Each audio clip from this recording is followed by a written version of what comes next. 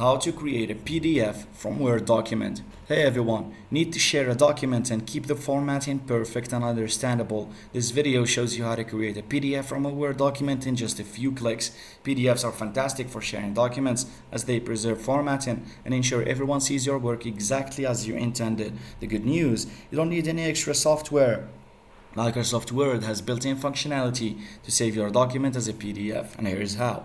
Open the Word document you want to save, make sure all your formatting and editing are finalized, click File, then Save As, and this is where the magic happens. Choose your PDF fate. A window will appear with different save options. Look for the drop-down menu next to Save As type. Save As PDF, which is a classic option creating a standard PDF for your document, or you can explore PDF options. By clicking Browse to see more options, you can add a password to your PDF or optimize it for a smaller file size, which is useful for emailing. Choose your desired PDF settings and click Save, and your Word document will be transformed into a perfect PDF.